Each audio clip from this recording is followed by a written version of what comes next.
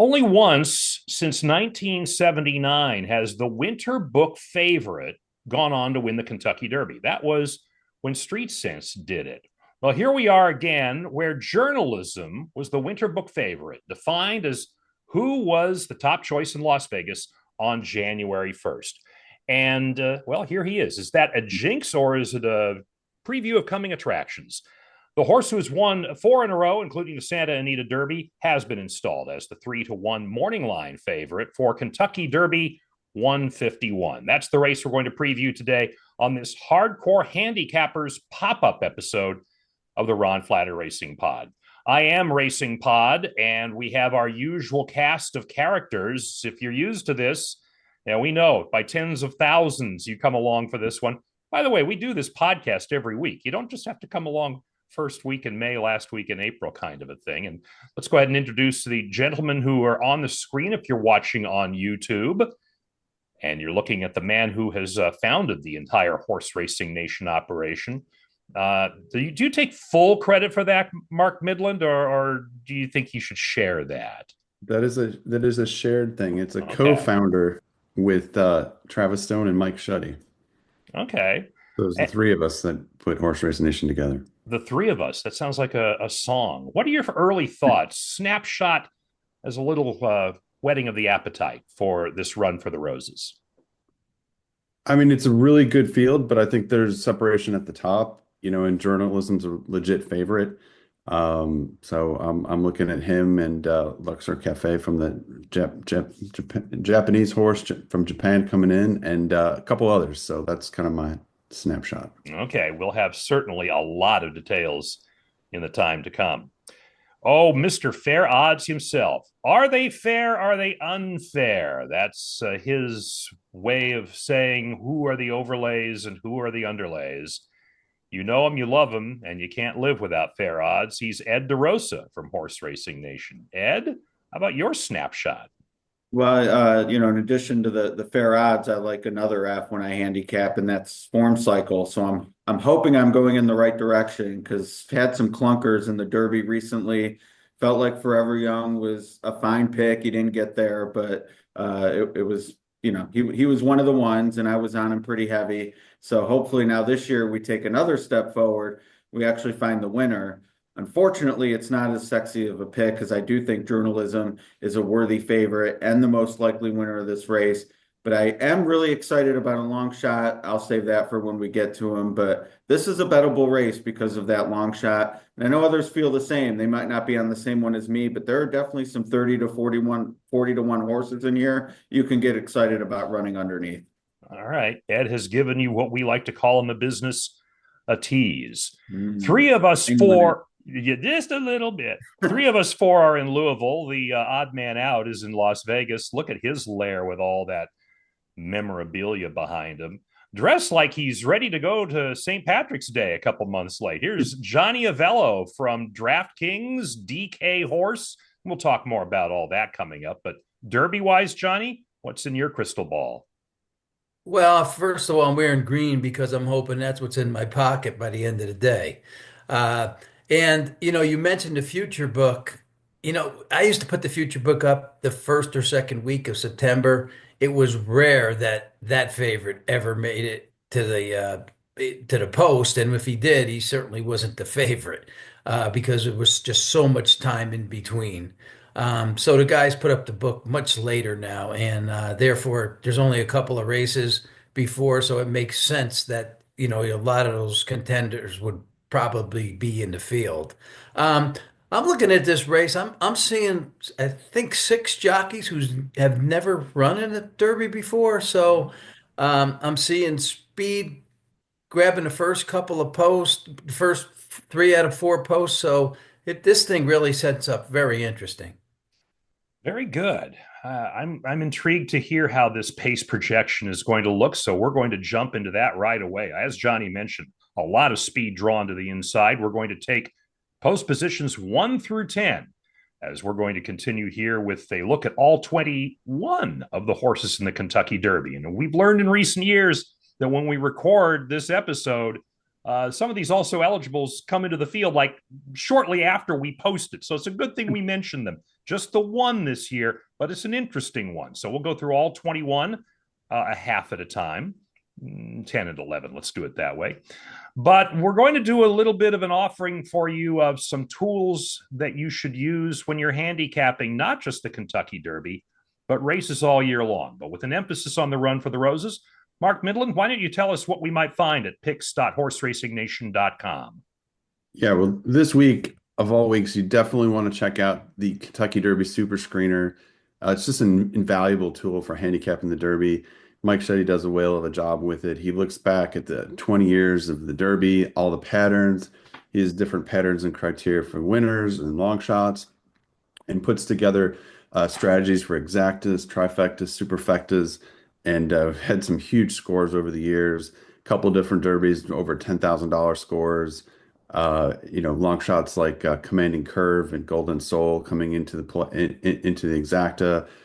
We had Mage, and then the one of the things I think Mike and the team is most proud of the last couple of years when Forte scratched, we emailed everybody and said you have to add Mage in all the spots, and obviously that turned out really well. And then the year before when Rich Strike drew in, we said to add Rich Strike as a long shot, and obviously we saw what happened.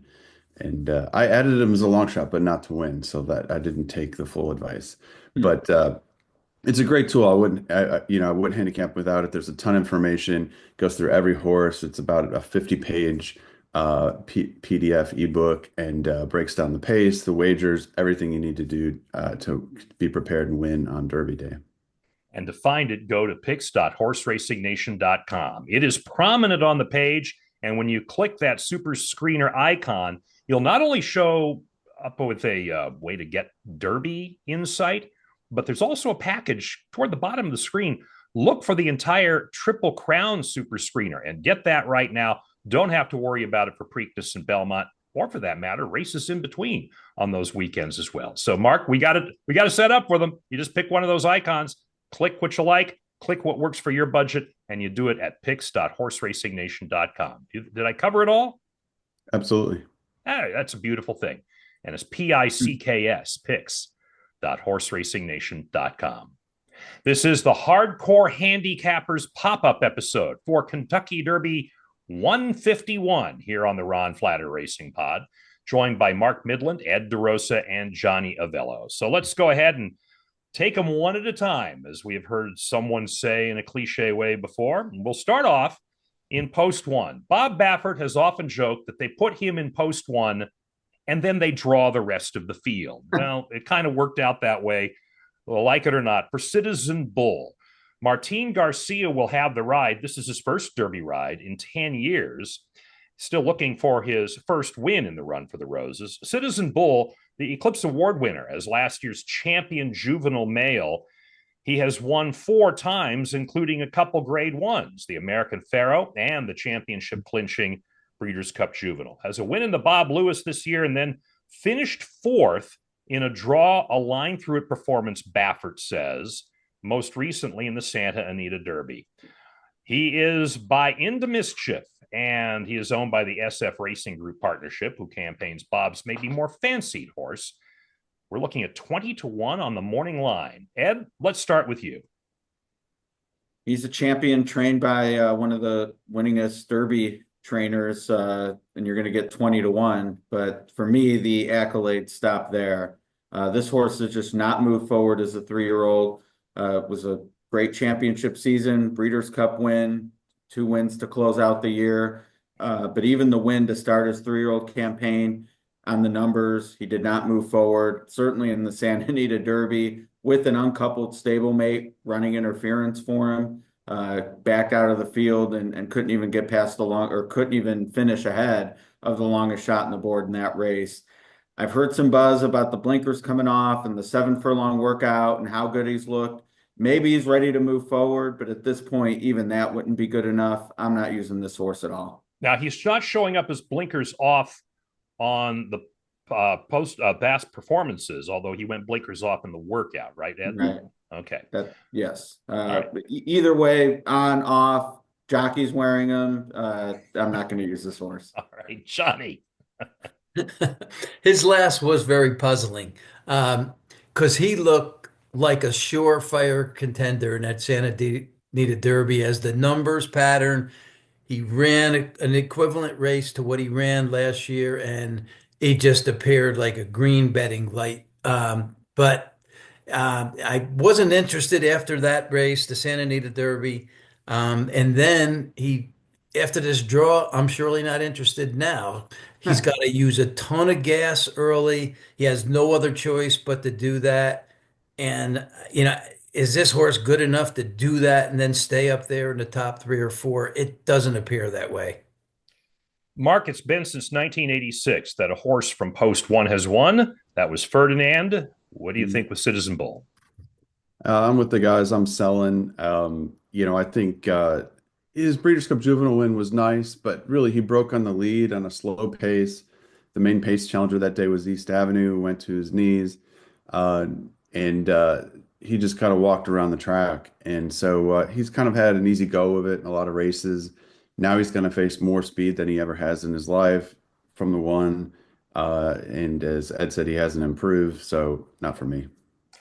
I agree. He was for me because I felt like Baffert wasn't going to bring a horse to the Derby unless he felt he was ready. And I actually was going to buy into the draw line through it until he drew the one. Let's go to Post 2 for another speed horse. Citizen Bull, certainly a speed horse. Here is another, and that is Safi Joseph Jr. trained Neoecos, owned by some of the same connections who campaign White Abarrio. Flavien Prat is going to have the ride. This will be the fourth different jockey in the last 4 races for a horse who finished third in the Florida Derby, faded to finish third, was near the lead. In fact, actually had the lead at the top of the stretch. But his biggest win so far was in a state-bred allowance race, and he broke his maiden back in August last year. Pretty much been camped out at Gulfstream Park his entire career. So this will be his first start away with Flavien Prat taking the ride and only getting this ride because Neoecos just drew into the field with some late attrition. We're looking at 30-1 on the morning line. By the way, I'll say Prat will ride this horse only if Baeza does not draw in. Ed, let's start with you. I'm not sure what there's say about this horse in a positive light. The biggest win was the 7 furlong race. We're a long way from that, going a mile and a quarter. The sire does not have great stats in terms of the routes and horses going on with it. Small sample size, admittedly, being Florida based, but I don't see the path for this horse. If he goes to the lead, he's going to have plenty of company, and trying to press from the 2-hole, even with the best jockey in the country or one of, is not a path to victory either. So I don't see it. He's going to be a huge price, but I just can't make a case for him even hitting the board. Johnny? He likes to participate in the top 3 mutual payoffs, as you can see by he's 7 starts 2-2-2, 2 wins, 2 places, 2/3, but he fades over 7 furlongs, still gets a piece. His numbers overall aren't horrible. They're better than a lot of other horses in this field. And, Safi Joseph is a very respectable trainer. But with all the speed in the race and that 2-post, that's why I have pause on using him. I wouldn't fault anybody for sticking him in the top 3 or 4, but that's about it. Mark, what about you? Yeah, once again, I agree with the guys. He's not a bad horse. His numbers aren't terrible, but there just isn't a path here. There's the other speed is faster. The other horses are faster. Pratt's a nice ad, but and I've got some really cool stats on Pratt that I'm going to save for Baeza because I don't think they're going to help Neoecos. Okay. Hey, I'm with you. I'm with all of you. I think this is not a horse who's built for a mile and a quarter, maybe not even for a second turn. Maybe you're looking at some grade 3 summer races for him, but no, not Neoecos, who is by Neolithic, by the way. I didn't mention that. So that's the Neo in all of this. Let's put a closer into the mix toward the inside. We're going to be talking about a lot of speed horses to the inside. Here's one who's a closer, and that's Final Gambit, who breaks from post 3, which is the same post that Mystic Dan used last year to win the Derby. 3-2, by the way, first and second last year, although your second place horse was coming from off the pace in post 2 last year, certainly not on the lead. Final Gambit for Brad Cox and Luan Machado. This looked like it was going to be the other Brad Cox before Tapan Street suffered a condylar fracture from his workout on Saturday and was taken out of the race. So this is the one representative for Brad Cox. Comes in off of a victory in the Jeff Ruby Stakes. His entire career has been either on turf or, in his 3 most recent races, on synthetics at Turfway Park.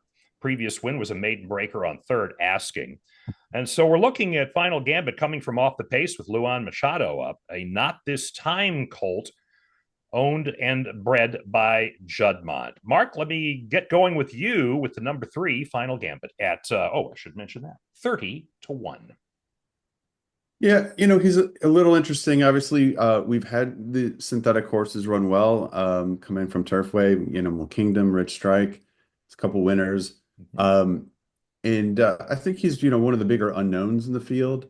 I'm not sure that, he necessarily has the numbers to win, but this is the type of horse that, because of the unknown quality, I don't want to, throw away my trifecta or superfecta if he hits one of those spots. Interestingly enough, from a sire standpoint, Not This Time has had 2 Derby starters. So Epicenter was the favorite, went off at 4-1, finished second in a really tough beat. And in that same year, Simplification was 35-1. He was the 13th ranked horse odds-wise, and he finished 4th. So in a way, Not This Time's horses have, performed very well. I talked to Luan Machado yesterday. Obviously, he's very excited about the horse, says he wouldn't switch with anyone. But he said that he thinks the horse is working as well or better on dirt. He's worked him at Turfway. He's worked him at Churchill. And he said he didn't know about him taking dirt in terms of kickback, but he said he took the kickback in the synthetic, said is not quite the same, but he said there was quite a bit of kickback at Turfway, and he handled it fine, very professional. And anyway, so this is a horse that I think he's bred to, get the distance. He's bred, he's a closer. We're looking at a hot pace. So I think you definitely want to use this horse in 3rd and 4th, but admittedly, it's a bit of a dart. Johnny? That last race in the Jack Ruby Stakes was so good. Jeff Ruby. You don't want to be bringing presidential assassins into this. Yeah, that's when I look at that, it's the stakes. That's the STEAKS. That's right. That's right. So medium rare, please. Yeah. Yes, that's right. The Ruby Stakes. That was such a good race, and unlike the previous 3. And what I mean by that, even though he finished third, second, and a first, the numbers were just so slow. By looking at that pattern, you would look for him to take a few steps backwards. But the way this race sets up, he's probably going to be last or close to that after the first turn. He won't finish in that spot. He probably finishes somewhere in the middle of the pack. And if things really fall apart, maybe he does finish in the top, maybe 4 or 5. I think this horse is used in another way. If you're looking at matchups, this would be a good horse to use in a matchup against someone else. I don't know how they're going to match him up, but that's where I would look at playing him. Cox isn't bringing up. Cox has final say, I believe, on all these Juddmonte horses. So he's not putting this horse in this race unless he thinks that, he has at least a puncher's chance here. So I do respect that, and I respect him as a trainer. So Mark makes some good points at using him somewhere, and if you're going to use the long exotics. If I could get an 8 fecta, maybe I would with Final Gambit. I just don't believe he's going to take the dirt to the face. What about you, Ed? Yeah, I'd say I more agree with you, Ron. I promise we'll get to a horse I like at some point of the 20, but none of the first 3 do it for me. I just think, Brad, he has no problem starting his horses on synthetic or turf. Monomoy Girl, always an example. She debuted on turf at Horseshoe Indianapolis. They find dirt sooner rather than later, and this one is not until the Kentucky Derby. Earned it in the stakes. Don't take that away from him, but just don't see that being replicated here with all the concerns in the dirt debut. He's a big price, so for those who do like him, not trying to talk you off, but I can unequivocally say he's not going to be anywhere for me. Number 4 is the, not the other Baffert, probably to be considered the main Baffert, particularly with the draw for Citizen Bull and particularly with recent success for Rodriguez. Came into the Wood Memorial and came out with a victory in a race that stacks up numbers-wise pretty damn well against the other major preps. And that's not something we say a lot about the Wood Memorial. So he wins by 3.5 on the lead the whole way. So it's typical Baffert strategy from that standpoint. Mike Smith keeps the ride. Flavien Prat did ride this horse to a disappointing third place finish in the San Felipe back in March, but then complete turnaround with blinkers off. And that was the big difference in this colt by Authentic, winning the Wood Memorial at odds of 7-2. With Mike up, with Bob training, he's 12-1 on the morning line. So what about the 4-horse Rodriguez, Johnny? If you're not using him, it could be worrisome if he gets loose on the lead. Because if you remember Authentic back in the 2020 Derby that took place in September, goes to the lead, no challenges, game over for Tiz the Law. Now this race has a bit more speed than that one, but not all the front contenders will be there for long. This is one that probably will be there for a while. Mike Smith doesn't have a whole lot of options here. I mean, this is not a horse that rates. He could sit second for a little bit, but eventually he has to take over that lead spot. So at least from what we've seen of this horse. So he's a little bit scary. He's probably a horse that you would think would hang around to the very end. So probably a horse that should be used. And by Authentic, I might add. So like father, like son, perhaps, if this turns out that way 5 years after Authentic's COVID era win. Mark? I think his PPs kind of tell the story. So two times he's kind of gotten to the lead in a 6-horse field, in a 10-horse field, he won by 7, he won by 3. And I just can't get over it by the Wood. You know, he broke on the rail, he got the lead rather easily.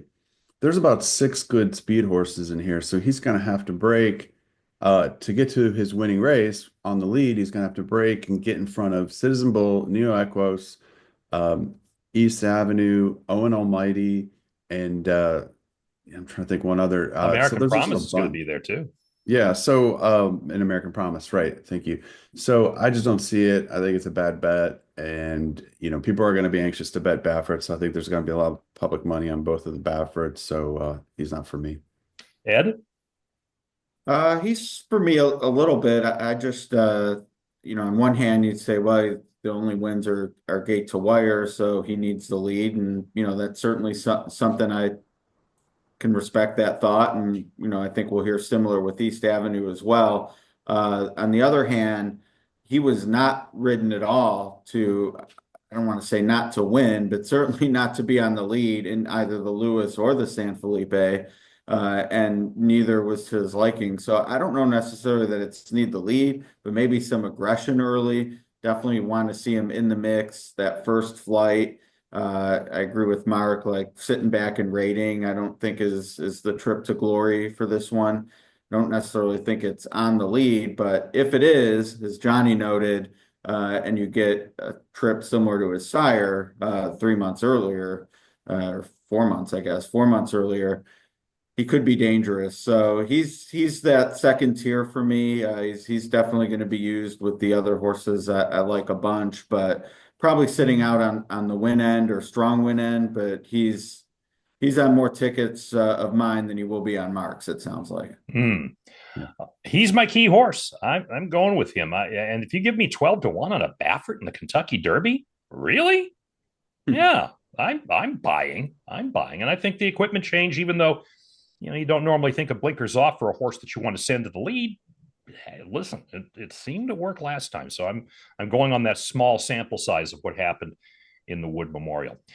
Number 5, American Promise, is the 51st different Kentucky Derby horse for 89-year-old trainer Wayne Lucas. Nick Juarez will have the ride for the second time in a row, and why not? Juarez delivered a near the lead and then on the lead 2 starts in a row. And Lucas, victory in the Virginia Derby by a mere 7 3/4 lengths. That was back on March 15th. Normally, Lucas likes to race his horses. It's not often that he brings a horse in basically off of a month-and-a-half break into the Kentucky Derby. But that is the case here for this Justify colt that is owned by BC Stables. American Promise, though, at 30-1, amid all those speedsters toward the inside, Mark, I don't think he's as speedy as those other speedsters. What about you? Yeah, I would agree with you. I don't think he's quite as fast. And I thought they did a great job in the Virginia Derby. And whether that was Nick Juarez or the team, basically kind of getting him out in the middle of the track and just kind of letting him free run.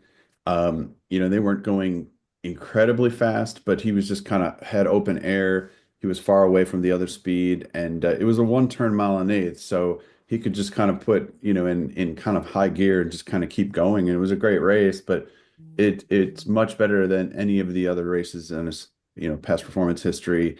I think that this field is the opposite of that. There's going to be a lot more speed, as you said. Probably others are faster, so he's not for me at all. Johnny?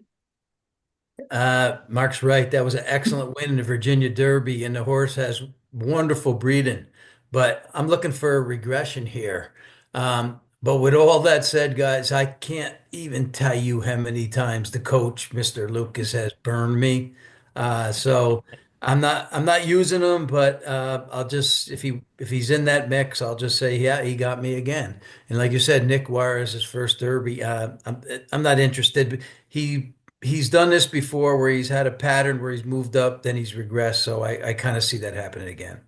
Lucas, by the way, will be one of the guests on the regular edition of the Ron Flatter Racing Pod on Friday. Ed? I'm a big speed is class guy, so I try not to lean too much on the who'd they beat type stuff. And the Virginia Derby did get a solid number, but it's 7 weeks rest. I don't love that. It was a 1 turn mile and an eighth. Don't love that. But speaking of class, needed 6 starts to break the maiden. When he finally did, it was at 13-10 over Publisher, who's in this race, but also has not won since then. And then his other victory was the Virginia Derby, in which he beat Render Judgment, who might be the longest shot in this race. And Getaway Car was the favorite that day, and he has not been heard from since. He has not worked back since that race, back through the field. I just don't see how this horse stacks up with the heavy hitters here. And then you throw in his run style and others having that. Just a tough row to hoe, and he's not going to be on any of my tickets. No, he won't be hoeing my tickets either, so I'll toss American Promise from mine. Here is the other Japan horse, and there are reasons we say that, about Admire Daytona by Drefong and owned by Junko Kondo. And when you think of Junko Kondo, you throw out all the record books, right? Yukihiro Kato is the trainer. All right, a lot of unfamiliar names that we offer here. We do offer that he won by a nose in the UAE Derby over Heart of Honor, whose connections in England chose not to come to the Kentucky Derby, although they could have. Rather slow finish for this horse in the UAE Derby. Finished fourth to Luxor Cafe, the main Japan horse we will talk about in just mere moments. That was in the Hyacinth, which was the next to last Japan road to the Derby. Christophe Lemaire, a name you should recognize, certainly one of the top jockeys racing in Japan. He will have the ride on Admire Daytona, who's been around Churchill Downs a little longer than his compatriot. He is 30-1 on the morning line. Ed, let's start with you.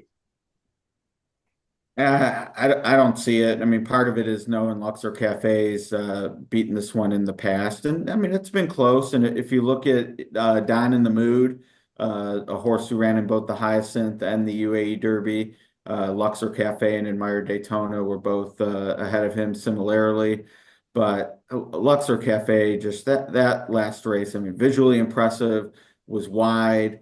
So was able to sustain a run, without really saving any ground. That could be a benefit. Derby, talking more about the next horse we're going to talk about than this one. But I just feel like Luxor Cafe is better. And yeah, you're getting a better price on Admire Daytona, but last year with Forever Young, I just kind of felt like he had already shown he could ship. He had run at Saudi, he had run at Dubai, and he was from Japan. Admire Daytona's done Japan, UAE, and now here. Until I see it, I need a horse at Forever's Young level to show me that the UAE Derby, Kentucky Derby double is possible and doesn't take a lot out of you. So Admire Daytona, even at a big price, not for me. Yeah, by the way, missed it by two of that much, and I'm putting my fingers about a nose apart if you're not watching on YouTube, and if you are, that's kind of a big nose. Anyway, Mark?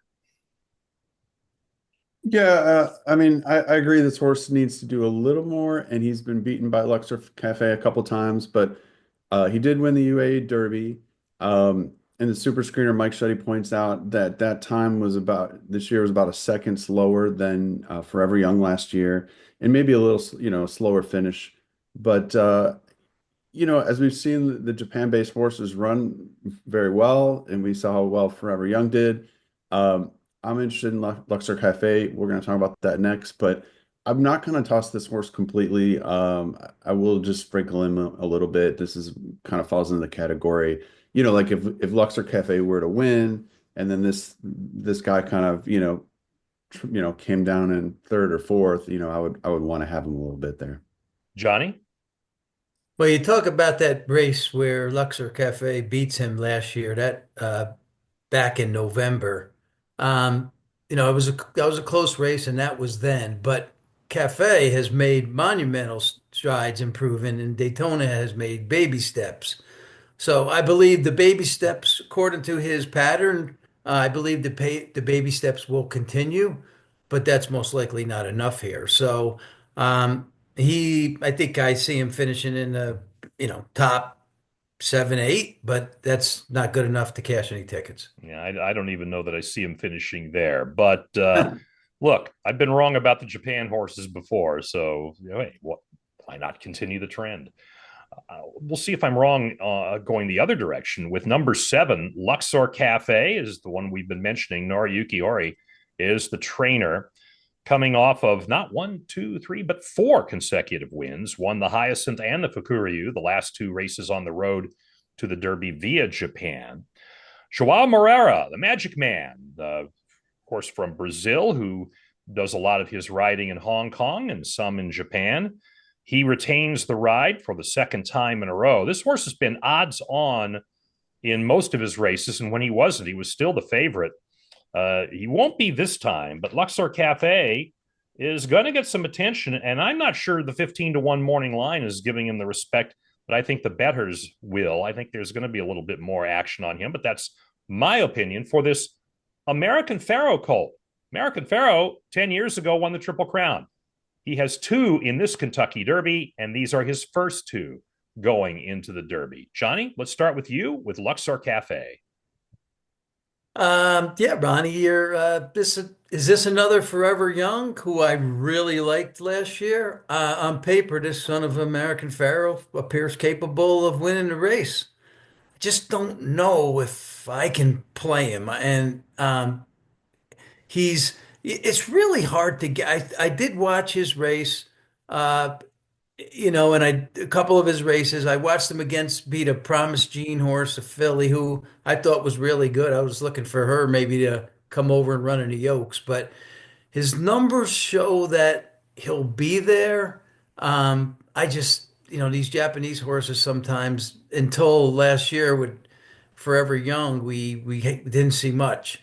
I will say this though, if he catches an off track, he likes that, and he's run very well on off tracks. He's not going off 15-1 though. He's probably going to be more a night. He's going to be probably single digits at the most, probably 10. And I'm not sure if I'm using him. Mm. Ed, I know you're tight with the owner, Koichi Nishikawa. You guys are going to be splitting a patty melt upstairs in the Millionaires Row. What do you think of Luxor Cafe? Well, far be it to me to argue with the dean of bookmaking on the odds, but I actually do think he'll be 15-1. Really? We'll see. That's part of the fun. Mark and I will disagree about publisher Side bet. Let's do later side as bets well. on that. Yeah. But the odds really stick out to me, 4-5, 3-10 in his last two. The red flags for me, guys, are, and I hate to say a world-class jockey that people are excited about retaining the mount is a red flag, but I really think Forever Young wins last year with half of the American-based riders who were on other horses in the Derby, and I just think that's a positive if Japan ever does it. So to me, that's a negative. And this horse just got here less than 2 weeks before the Derby itself, and I don't love that either. So a shortish price, I'm not over the moon, but I would put him in that Rodriguez camp for me, where I'm certainly not going to let Luxor Cafe beat me if I'm right about everything else. So in the mix, wouldn't be a huge shock, but just not enough there to back at the price. Mark, you want to get into fisticuffs with Ed on this one? Not fisticuffs. We'll take our own shots, but I want to say, as somebody that has never been on a foreign horse in the Kentucky Derby, I'm on this horse. So this is a first for me. He's certainly top three for me. And we've seen the replay in the Hyacinth that was extremely impressive. He comes in off an extremely impressive record. We just talked about he beat Admired at Daytona a couple times, who won the UAE Derby. So a lot of credentials for the horse. That's a good point about a jockey that's new to the Derby that Ed makes, but I think he's a serious contender, and he's a top three contender for me. He looks really good on the track. To me, he looks really kind of almost mean out there, and like in the sense that he means business. Like, he is out there. He looks like a real serious horse. Maybe not as cut as some of the American horses, but he just looks like a beast. That's a powerful animal, and I think he'll run well. So I'm going to use him in all the spots, and I'm excited to see what he can do on Saturday. He came home in less than 37 seconds, final 3 furlongs on a track that's more sand than dirt at Nakayama, and that impressed me, just those numbers. Yeah. And really, he was geared down at the end on a 5-length win. So with all that, I mean, that adds up to me that's a must include to me on a trifecta bet. And it wouldn't surprise me if he is the first from Japan to win the race. Not saying that's where I'm going to key him, not doing that at all, but I think Luxor Cafe, I agree with you, Mark. I think he could be the goods. I mean, I think we're going to talk about journalism next, and I think it's his race to lose. But if something happens to journalism, and I think this horse is going to be right there. He is the only horse shedding weight. That's right. It goes from 128 to 126. Very good. That's a good point too. I know you're a big weight guy, Ed. I mean, well, you take one look at me. I may be the bigger weight guy, but that's another story. Anyone who uses Ragozin knows, I shouldn't say knows, thinks weight is important. So I noticed it. All right. You're full Maybe sheets. he's on Ozempic. God. All right. Quickly to number 8, and that is the favorite. He is journalism. He is by Curlin, out of an Uncle Mo mare. Eclipse Thoroughbred Partners among the owners. Umberto Rispoli will ride from Michael McCarthy, who has brought this horse in, as mentioned, off of 4 consecutive wins. The Losal Futurity and San Felipe, both grade 2s, and then the Santa Anita Derby, the grade 1. Although those last 5 races, or the last 3 races, had fields of only 5. He faced 9 others in his maiden breaker, second asking. That was at Del Mar in November. 3-1 on the morning line. Mark, we'll lead off with you with the favorite in the Kentucky Derby. Yeah, I think he's clearly the horse to beat. His figures are the best in this field, and just super professional. Like I've said, 4 in a row. He's got the breeding. Real quick on Curlin, he's had 9 previous starters in the Derby, a second with Exaggerator and with Good Magic. So he's had some good runs knocking on the door.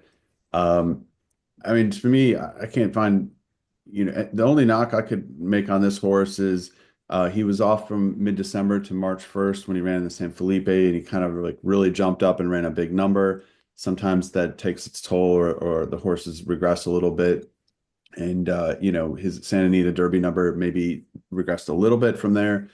But that is about the only thing I could say that negatively about this horse. And we're also looking at a race with a lot of speed that's going to set up for a horse that can come off it a little bit.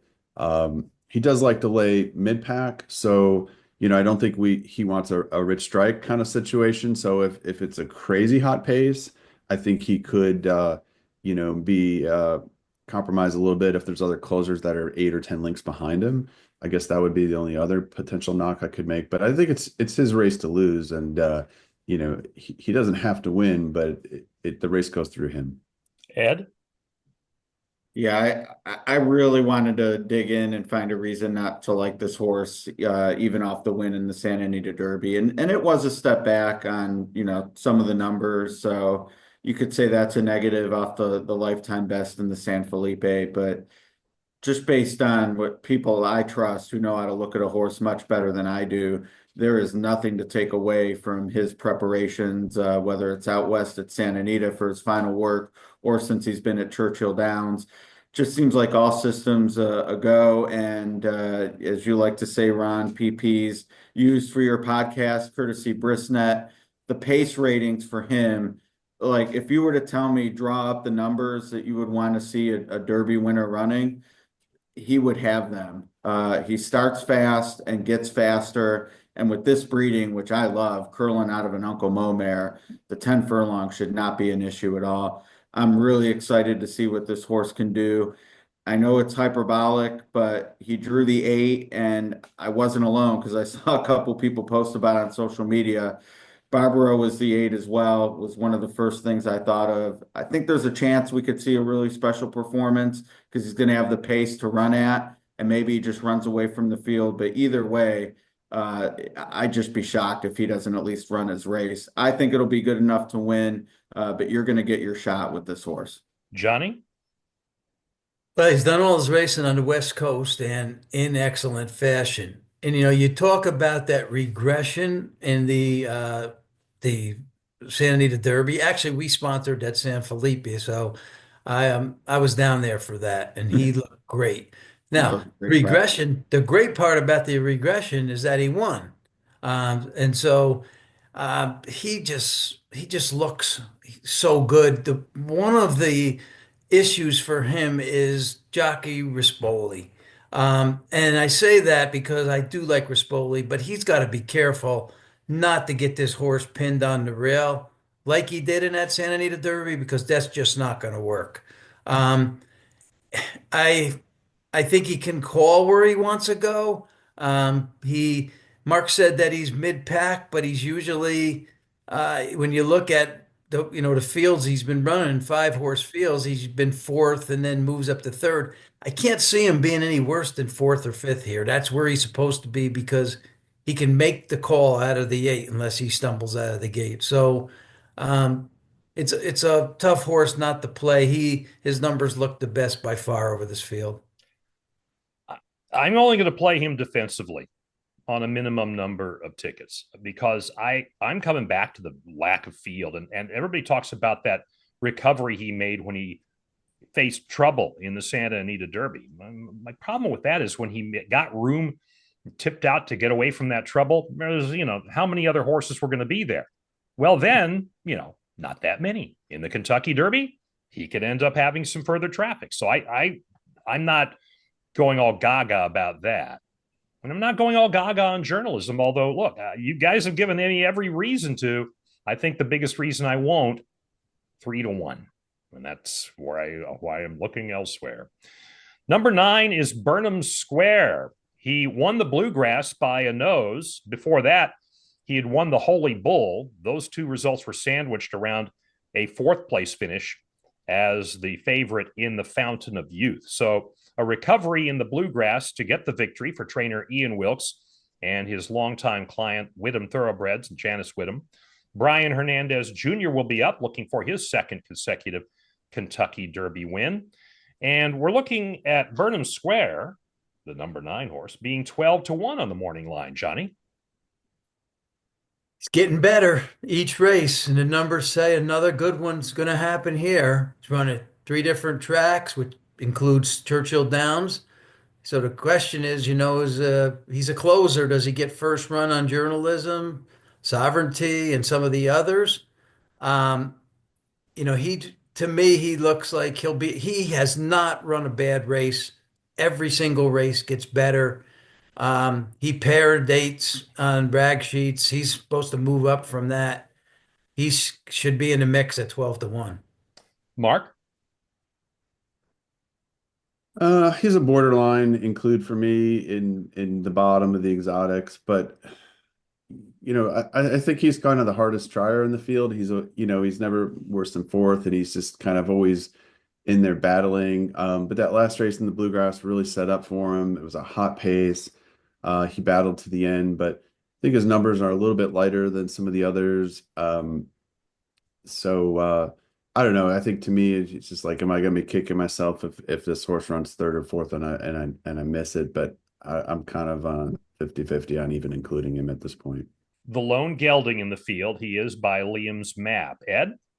Expecting a left-hand turn out of the gate from Brian.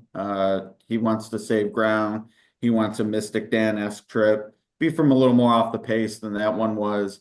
But that workout definitely tipping the hand, just hug the rail. And from all accounts look good. So they got something out of it more than just fitness, I think. Maybe a little more bullish than Mark, but not much more so. I'd put him right there with sort of Luxor Cafe. If Burnham Square runs well, I certainly don't want to be out of it if I'm right about some others. But the win end at that price may be a touch light, but can't dismiss him completely like I am others. The drill that Ed mentioned was Saturday at Churchill Downs, going 5 furlongs in 59-2. And for me, Burnham Square, borderline for me. Might include him depending on how crazy I want to get throwing money down on some spreads on horizontal plays. But super, I don't know. What do you think? Was that you, Mark, who was going to? Well, I was going to say Ed makes a good point because Brian Hernandez is probably worth a couple of lengths, and he was last year with Mystic Dan. No doubt. You're absolutely right. This is a horse that I would probably peg him for sixth or seventh, but if he's hugging that rail for 1.25 miles, that might make the difference in just, squeezing up there at the end for a fourth or something like that. Yeah, Brian proved he could put the elephant through the eye of a needle last year riding Mystic Dan. Let's get to number 10, and maybe a speed horse, maybe not. Based on the last race, you kind of wonder. We're talking about Grande. Todd Pletcher, two-time Derby winner, brings in this horse who finished second to Rodriguez in the Wood Memorial, closing to do so, though. But his first two races, the two victories in Maiden and Allowance Company back in the winter, were near or even on the lead toward the middle of the race. John Velasquez will get the ride back. Dylan Davis rode in the Wood, but JV had the two wins previous to that. This is a Curlin baby. Oh, not baby, you know what I mean. Warfront is the dam sire, and on the morning line, number 10 Grande is 20-1. Ed, it's been a quiet week for Todd Pletcher, hasn't it? Yeah, he kind of hit out at Keeneland for a bit, and funny to think there's any quiet weeks when the horse is owned by Rapoli. So I would say that the din is coming to Louisville for sure. This has the look of this year's Mage, I suppose. Debut win in January, won the next, and then runner up in the Derby prep. I've told myself I'm over the Apollo curse. I've tried to buck it even after Justify, and if the horse looks right and it's coming into the race the right way, as I think this one is, especially with this breeding, wouldn't even mind seeing Turf down the road, given the pedigree. But for now, we get 1.25 miles, which should suit just fine. I think at the price, he's a move up for me. Definitely don't think he's the most likely winner or even second, but I think we're going to get the right price, even with the bluster of the owner, and he'll probably make a big bet. But this horse is very usable for me. I would put him a touch above Luxor Cafe and Burnham Square, sort of in the tiers I'm developing. Notch below my top picks, but I think he's got a big shot. Mark was reaching for Tony Kornheiser's Canada flag to finish, pardon the interruption, Instead, he found a cap with the name Mage on it. He's sporting that on YouTube. If you're listening on the pod and wondering why I'm going on about that, Mark, why are you going on about the Mage comparison here that Ed made? It's blasphemy. Comparing Grande to Mage, shame on you. Just because he had 2 wins in a second. No, Mage went from Grande is going to win more races after the first Saturday in May than Mage ever did. That's got nothing to do with it. But Mage, I mean, he went into a grade 2 after the maiden race, and he had all that trouble and ran a huge race. And anyway, no, this is a good horse. I would say this is a horse for me. I've got the biggest quandary on. I want to spend more time on the replay. He looks good on the track. He looked good this morning going around, and talked to a couple people I was with, and he came around again. We're like, yeah, he really looks good out there. He has kind of flown under the radar, so I think he's an interesting horse. He showed a lot of speed in those first 2 races. That's probably not going to work in here. But we've seen Johnny V with Authentic and some of his Derby horses. He's like to go to the front. But he came off from it and had a wide trip in the wood. He's got a good sheet number, and he's just kind of developing at the right time. I don't think he's a win candidate. I would like to see him kind of be more mid-pack. If he could do another race where he starts out in 7th through 10th and goes from there, I think there is some possibility here. So I'm interested in him. I'm still want to see how he does the rest of the week, but I don't think he's a winner. He's not a Mage. Johnny? The Wood Memorial was just so good, and he was given a better number in that race than Rodriguez. His 2 wins out, only 3 races, the maiden special weight, the optional claimer, Velasquez. He's won 3 derbies. He's got guys in here who've never run a derby. He's won 3. If he can stay close to the pace, and I think that's how Johnny V will probably want. I think I'd give him a better shot. But, when I look at a horse like this with only 3 races, the way he's moving up, he might bounce off that last. But if he doesn't, he might be Grande. I mean, he might be the next big star. But you also have to look at horses that haven't run as 2-year-olds, or 3 for 74. So he doesn't have any great stats going for him from the past. I don't know. My initial thinking was that he won't be there, but I probably have to use him somewhere, but not heavily. I'm the same way, Johnny. I'm teetering. I don't know whether to include him up on, I'm saying, do I go super? Do I go try? I got to include him somewhere. I'm with you. I don't know where just yet. So I'm going to chew on that one for a while. Maybe while we're waiting to get to the second half of the main draw, we'll do that as we're going to go through horses 11 through 20 and 21. We'll do that in a moment after I tell you past performances heard on the Ron Flatter Racing Pod are provided by Brisnet, the only place where you can find Kieran's speed points, the easy way to map the pace in any race. Find out for yourself. Get your Oaks and Derby Day PPs right now at brisnet.com. This is the Hardcore Handicappers episode of the Ron Flatter Racing Pod. And here via Horse Racing Nation, we have Mark Midland and Ed DeRosa. And here from Las Vegas is Johnny Avello via DK Horse. Tell us a little about what's going on with DK Horse, Johnny. Well, we are, now approaching our second full year of parimutuel racing, and it's going really well. We have a special like no other coming up for the Kentucky Derby. It's called King of the Track. And what we're going to do is we're going to have $1 million in cash that if your first bet, your first $5 bet, you have to opt in your first $5 bet. If your horse wins the Derby, you participate in $1 million giveaway in cash. So it's called King of the Track. I think it's going to be really exciting. Of course, if you're betting chalk, you're going to split it with a lot of people. But if you go a little bit deeper and win, well, you could get a much more lucrative payoff. So that's the promotion. We're running promotions all the time, and we have more for the entire Derby weekend. But that's a big one, and that's our newest and most exciting one to date. Find DK Horse where you get your apps. Yeah, you can load it up on your phone, on your tablet, on your toaster. Find DK Horse. It's part of DraftKings, where Johnny is the boss man. And so we'll look forward to what is on that app, particularly if you're a man of means, by no means, king of the track. Boy, I'm going to guess of the group on this podcast, Johnny, you and I are the only ones who know who Roger Miller was, right? Yep. Just guessing. All right. If I hadn't gotten rid of everybody else here on the pod, Ron Flatter here on the aforementioned Ron Flatter Racing Pod. Let's resume our look at the field in Kentucky Derby 151.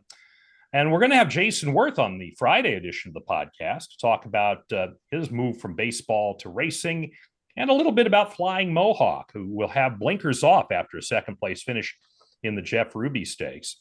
Caraconte's the sire, Twirling Candy the dam sire. Joe Ramos is the rider. He did pilot that most recent effort. Victories for this horse in Maiden and Allowance Company, both on turf. So this will be the first time on dirt for Flying Mohawk, who is 30-1. Johnny, let's go ahead and start with you. Yeah, he looks to be a turfer and he has no dirt experience. And the competition that he's been running against has been very weak. And he looks extremely slow. The only thing I can say, if this race falls apart, you got all those front runners going and he plops in somewhere in sixth spot, that's about the best you can expect. Maybe a fourth if everything really went well. Yeah, no interest from me. Trainer Whit Beckman does have a 34% success rate taking the blinkers off. Are you buying or selling, Ed? I'm actually buying a little bit because I think he'll be the longest shot on the board, and he shouldn't be. From a win standpoint, yeah, probably a bridge too far. And, I talked about not liking Final Gambit, but this horse is going to be 2-3 times the price of that as a long shot. To me, if he's running late and you think the race could fall apart to the point where you're on final Gambit, I don't see how you're not on this horse as well. And in my case, I'm only on this horse versus those two from the stakes. So, a win would be a shock. A rich strike level would probably be around that price, but I certainly could see him running on late. I like Joe Ramos as a jockey. I have no issue with that. He's just going to make his one run late, and if it's good enough to crash the party and journalism's in there, maybe I can have a little piece of this. Mark? I find him hard to like. He's just, as Johnny said, he's slower than others in here. And I think of the closers, there's better closers. Final Gambit blew by him, and there's a lot of other good closers in here. There's good long shot closers in here. So he's a no for me. Likewise, wonderful story, though, with Jason Worth moving into horse racing. And so he got a Belmont Stakes win not so long ago, like a few months. So we'll look forward to maybe having further stories with him. I just don't see it happening here. East Avenue. Speed to the inside, with this notable exception. Brendan Walsh has the runner-up from the Bluegrass, coming in as the number 12 horse with Manny Franco, getting the ride for the first time. The second in the Bluegrass was encouraging after some lousy adventures in the Breeders' Cup Juvenile, down to his knees and finished 9th there, and then a 10th in the Risen Star when he went off at 4-5. Before that, looked like a world beater, winning the Breeders' Futurity first time around 2 turns last fall. So an inscrutable horse based on PPs. Number 12, 20-1. But like I said, interesting because he is the widest of the legitimate speed in this race. Mark, how do you see East Avenue? So I'm starting to warm up to him as my sort of one play of the speed horses. Because, we've seen that a lot of years where the speed of the speed maybe holds on for third, sometimes second. He was the fastest in his prep. They gunned him in the Bluegrass. And, so much so that if they could just chill just a little bit, like he could legitimately go head to head with some of these other horses, but still be going a little bit slower than the Bluegrass. He's well bred, he should get the distance. So he's one I definitely want to use, defensively, in a third, maybe even touching second, but I'm mostly thinking about third or fourth. Brennan Walsh is a great trainer. He's training well. Obviously, they're still trying to figure out the horse. I don't think they really know yet all what went into his, bad races, but he seems to be coming around great. He had a great workout this morning and looks good. So I'm going to use him. Still a little bit of a guess, but I think this is the one of all the speed that I want to have. By Medaglia d'Oro out of a Ghost Zapper mare. That's the breeding of which Mark spoke. Ed? Like I said, similar to Rodriguez for me in that the races on the lead have been good to great. Those that were not weren't. So we'll see what happens here. But my biggest concern, more so than whether it's a need the lead type or not, is the numbers are a couple low. And pattern wise, that Bluegrass finally matched what he had run in the Breeders' Futurity. And typically that does mean another move forward is coming. Got to the 2-year-old top. Now he can move forward. But he would really have to move forward. Again, he just has not been as fast as a lot of these.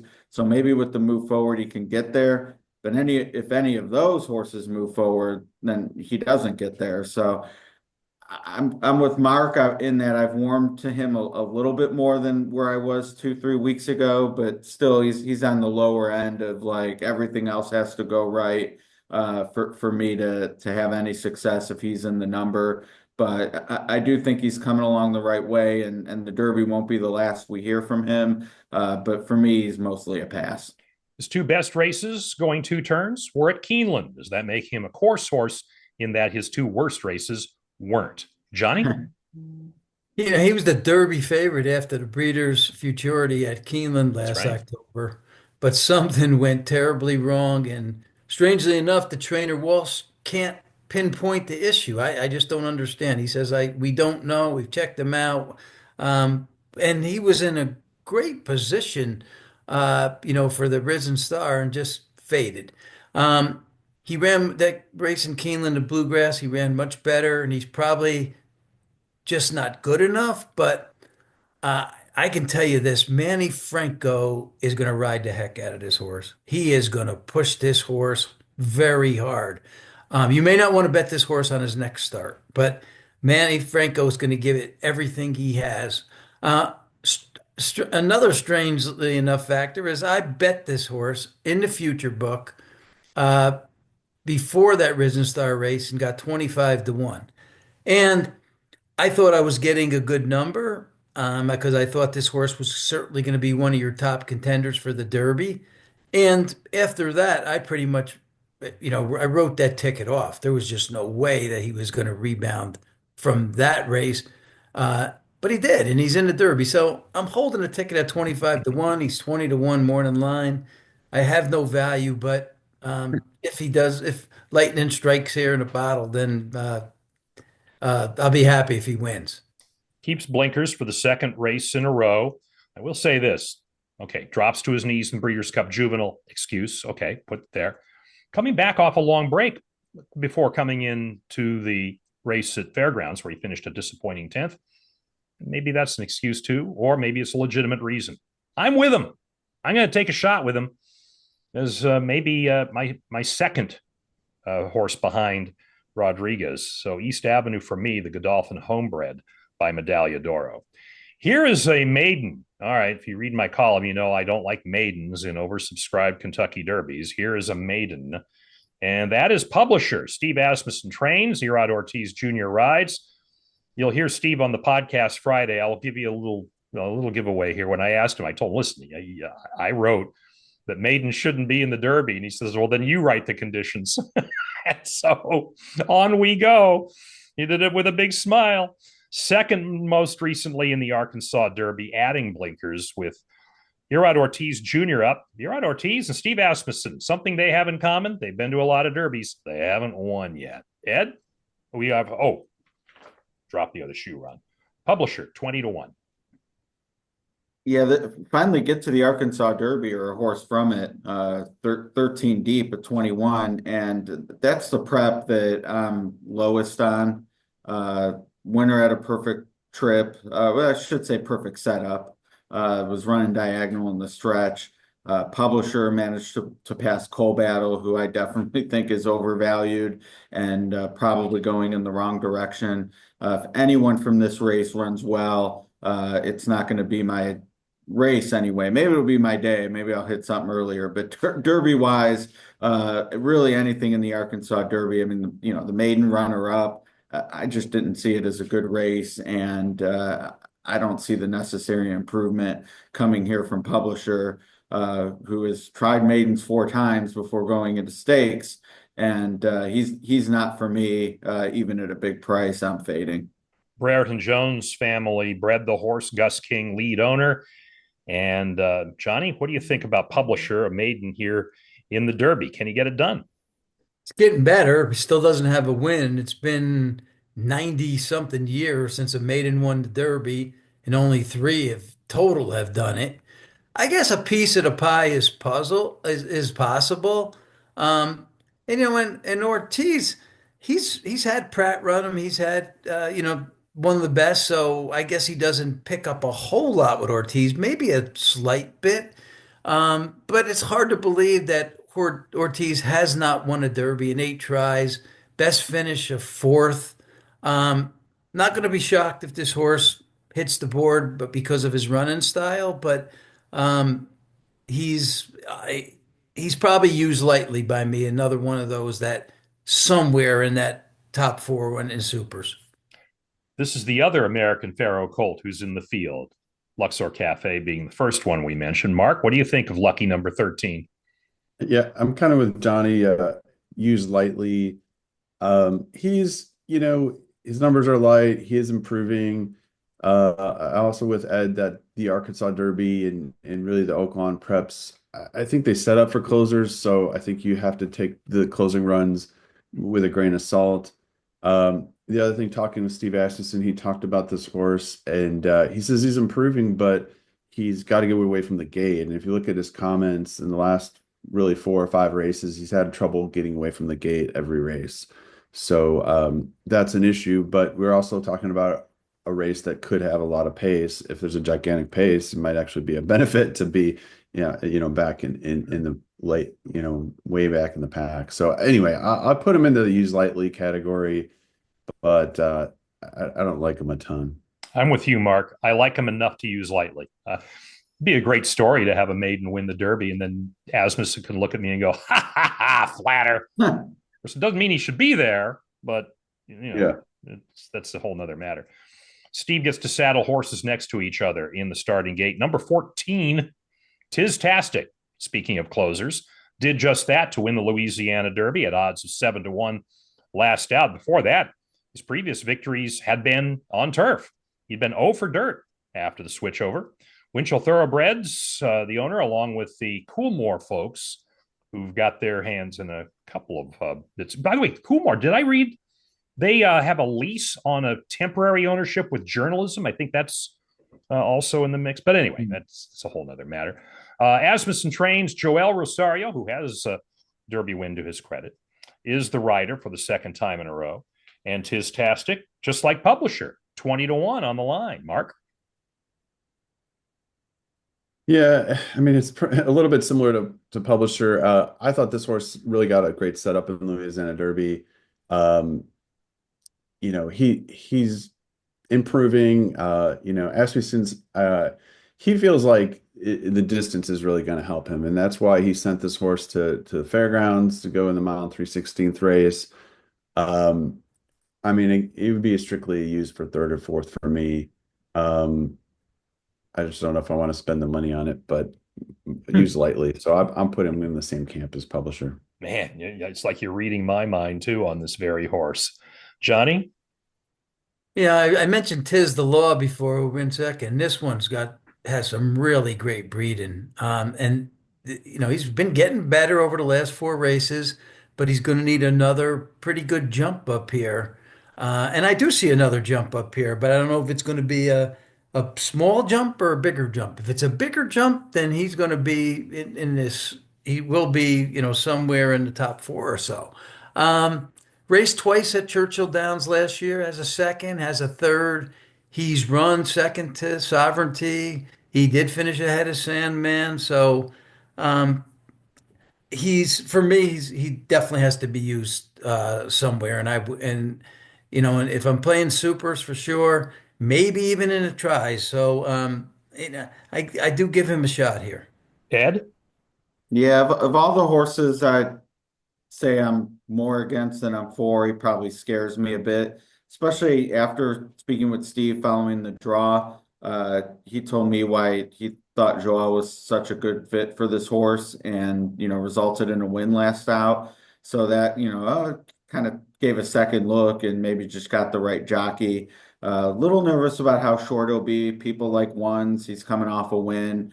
But I'm proud versus where I was a week ago. I've probably gotten to the point where I'm upgrading this one to like the Luxor Cafe level where I just can't lose if Tistastic happens to be second with a couple others I like. And one of those horses I do like a lot, who's going to be an even bigger price, happened to be a horse he beat last time. We'll get to him shortly. But yeah, I'm a tepid fan in terms of a win candidate, but it just seems like there's a setup enough. And with what Steve said about Rosario, I can't let him beat me out of a trifecta if I'm right about everything else. Number 15, Rendered Judgment, came into the field with the exit of Tapan Street. Kenny McPeak, the winner of last year's Derby with Mystic Dan, is the trainer with Julian Leparoux, named to ride for the first time. Coming off of a fifth place finish in the Bluegrass, was second in the Virginia Derby, but you have to go back to October 27th to find this horse's only win. So a maiden victor making his eighth start, and Rendered Judgment is 30-1. Johnny? This is an okay horse, and he's getting a little better, but in my opinion, he just doesn't belong in this spot. I know McPeak didn't want to run him, but the owners did, and that's because of their rendered judgment, which means they're envisioned that this guy's going to do more than I believe he's capable of. There's some Toby Keith. I think some of the Toby Keith family owns him, and it's all about we have a chance to go to the Derby, so let's go. But this horse to me he doesn't belong. Ed, Bakari Racing Stable, the lead owner for this Blame Colt. What do you think of Rendered Judgment? Well, he has my favorite jockey up, so I guess that should count for something. But this horse has just not been competitive. I don't see the path to where he is able to be competitive here. And, a lot of times when you dismiss horses, we all hear, oh, Rich Strike, mind that bird. Look, Rich Strike was always intended to run in the Derby. They wanted to make it in. They were on the AEs. They trained the horse as if he was going to be in the race. Render Judgment, you had the trainer saying, we're not going to go the night before. He said the owners want to go. And right. God bless them. They have the points. They want to pay the 50 to enter, 50 to start, to get the suite and to do the walkover. I would absolutely do the same thing. That doesn't mean I have to bet the horse or pretend he has any shot in this race. Total toss for me in every position. Mark? I want to know what's Ed's fair odds on Rendered Judgment? Oh, yeah. He's going to be 200-1. Not 199. No, well, if I need to make the math work, you always get the point or two there, but come on, Ed, do like I do. When you do math, don't make it work. Screw it. But there's plenty of morning line odds makers that do the same. Oh, wow. Woo, well, Mark. I think the guys summed it up well. Yeah. And did talk to Kenny after the draw, and Johnny kind of nailed it. He was kind of, I think, against running, but he basically said, hey, who am I to tell them that they can't have their dreams and can't take a shot? And he said this horse is not competitive on numbers in the past, so he will have to move forward to be competitive. So I think 200-1's about right. Yeah, I don't see it. I just don't see it here. Number 16, this could be the Mr. Congeniality entry into the Kentucky Derby. That is Coal Battle. Norman Stable's own Lonnie Briley. What a wonderful presence he has been, charming everyone on the Derby Trail and certainly winning the backside honors as the interviewee of the past couple of weeks. Juan Vargas keeps the ride on this horse, who finished third in the Arkansas Derby, but before that wins in the Jean Lafitte, the Springboard Mile, the Smarty Jones, and most impressively at 11-1 in the Rebel Stakes to get him into the Kentucky Derby. He's by Coal Front, and he is coming in with a price 30-1. I'm going to guess that there's going to be folks who love the Lonnie Briley story, the 72-year-old trainer from Louisiana who never even had a graded stakes horse before the Rebel, let alone win one. Mark, what do you think? I mean, he got hot and won 4 in a row, but I mean, he's had a lot of races without a break, so I don't really see him improving here. The Rebel kind of really set up for him with a hot pace, and he got, a nice trip, and I don't know. I think he has to make another jump, and I just don't see any reason for it, so he's not for me. Ed? Yeah, I agree. The jump he made in the Arkansas Derby, unfortunately, was backward. And given the breeding, the added distance doesn't make me think a move forward or reversing course is likely. I always hate to be bearish on the good story because the public kind of sees it as being a hater, but I mean, just brass tacks, as someone who puts money where my mouth is. He's tough to like, and I've already talked about the Arkansas Derby and will again with Sandman, but seems like going in the wrong direction at the wrong time, unfortunately. Great story. Can't wait to be writing about this horse barnstorming the Midwest and its derbies, but Kentucky, just little tough for him at this point. Johnny? He's accomplished a lot since they put him on dirt back in last November. And the horse has won $1 million, but I believe he reached his peak in the Rebel. I don't see him as a win candidate. And he wouldn't fault anybody for using him, but I don't see, there might be a little bit more improvement from the Arkansas Derby, but he's already, I think, shown you the best he can do. So if you want to use him in supers, I wouldn't fault you. I think drawing wide and having a hot pace ahead of him will happen in the Derby. Certainly drawing wide has already happened. I think this could set up for him to make an appearance somewhere on a ticket, somewhere maybe on the board. And I'll admit, I'm a sucker for the story in this case. I work with a charity called Operation Open Arms, and a meeting was set up with a bunch of kids who are beneficiaries of that program, which finds foster parents for children of incarcerated parents. It's a charity based here in Kentucky for about 30 years. And it was love at first sight between these kids, that horse, and certainly Lonnie Briley. So, yeah, sucker for a good story. And by the way, Lonnie Briley recovering from surgery where his stomach got above his esophagus. And so they had to operate on him. And he said he was feeling a little under the weather the other day and hadn't told a lot of people about this. So he's playing a little bit hurt, but he's playing. And so looking forward to Coal Battle come what may in the Kentucky Derby. Number 17 is Sandman. Here's a closer who's also looking to impress on the tote board at a low price. Arkansas Derby winner by 2.5 lengths to beat Publisher and Coal Battle. Last out with Mark Casse training. Jose Ortiz keeps the ride. Previous win to that was in Maiden Company and then Allowance Company. Second in the Southwest, third in the Rebel, then improving to first in the Arkansas Derby. 6-1 on the morning line. I don't know about that, Ed. That's what I thought. So I'm simpatico with Mike. That said, reading your stuff on what, Nevada is providing and seeing some other international prices, maybe I was overly bullish, but I still think the lovers of grays and Metallica will show up later this week. So we'll see. But it's a fade for me, whether he's 6 or 10-1. My fair odds are much higher than either of those prices. Again, perfect setup in the Arkansas Derby. Questions around his ability to run straight when the real running the real running gets going late.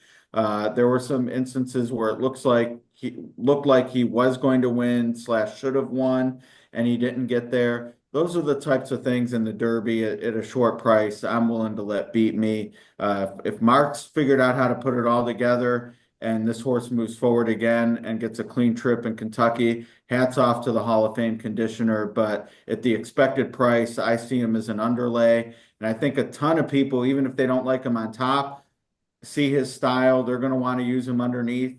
I'm going to take a big gamble, and unless it's something with Chunk of Gold, who's going to be a big price, Sandman is a horse I'm tossing from using with the other logical horses I like. So he's the underlay of the field for me. Johnny, this is a horse who has looked green. You're wearing a green shirt. What do you think of Sandman? That 8 races under his belt, and that means plenty experience, but he hasn't performed well on that Churchill surface in 3 starts. Uh, Slight improvement over the last 4 races, and I will do see maybe a little improvement here, but it may be a cut below the top performers. That 6-1 is not the right morning line, no. I mean, there's other horses that will be lower odds than he is. I believe his odds are probably double digits. But another one who, his running style shows that he'll plop in there maybe somewhere third or fourth. And so, again, another I wouldn't fault for anybody using. He's got the right jockey with Ortiz, that's for sure. Who, by the way, also hasn't won a Derby yet, but he's got an Eclipse Award to his name. All right, Mark, you want to settle this between Johnny and Ed as to what the odds will be for Sandman? I'm with Johnny. I think we're going double digits here. Um, you know, he's a nice horse, but I think as Ed said, there's just a lot of holes you can poke with a horse. Either based on price or if you're really trying to figure out who can, win this thing and are the serious contenders. And as Johnny said, I mean, I think it was being nice. His 3 worst races are at Churchill Downs, and yeah, those were 3 of his 4 races or earliest 4 races in his career. But I think there's something to be wary about that. The Arkansas Derby completely set up for him, so I think he's definitely dressed up as far as the number. Um, you know, all that being said, I got to use him defensively because he ran by Publisher in Coal Battle, and he's run well enough that if my top 3 horses, if they run 1-2 or 1-2-3, I do want to have this horse defensively, but I don't really love him in this spot.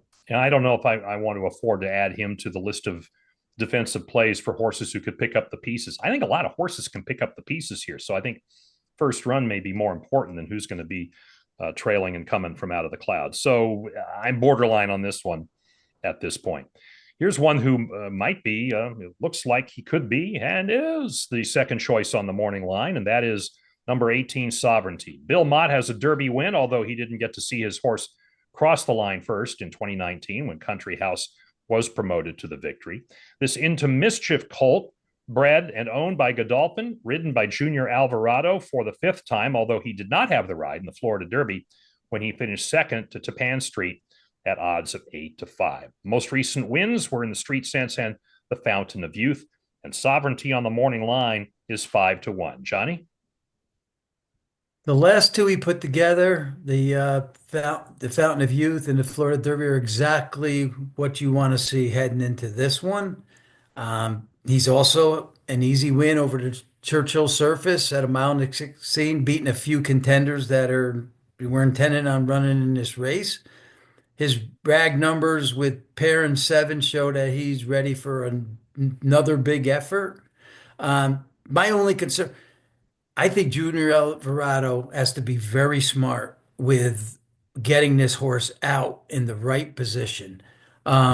Yes, he's got Sandman in front of him. He's got Coal Battle. He's got Rendered Judgment. He should just pass all those horses, getting himself in a good, maybe 7th, 8th spot, because he cannot play the Sierra Leone game. Can't do that here.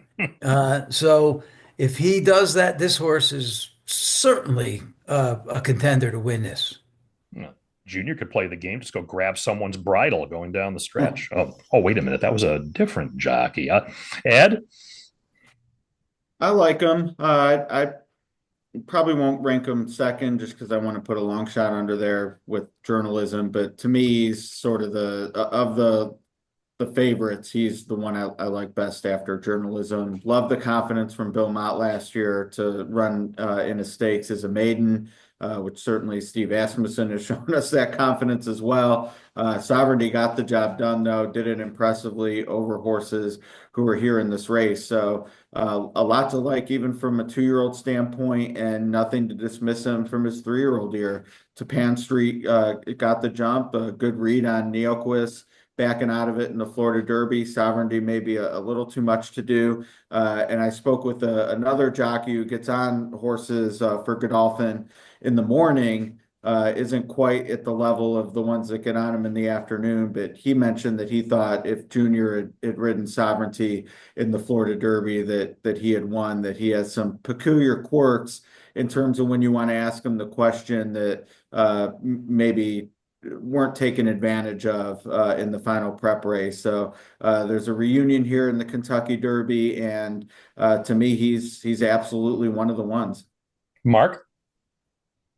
Yeah, he's top three for me now at this point, with this 20. And I think he's done all the right things. And like Ed said, the 2-year-old racing and the way he came into things. And I think because of what he accomplished at 2, it was able to give Mott the confidence to bring him along a little slower with these 2 preps, and really, be ready at the right time. So I think he fits here really well. He had a really tough post in the Florida Derby. I think he did as much as he could from there, and chased Tappan Street home. I think on a different racetrack with a longer stretch, he might have got to him.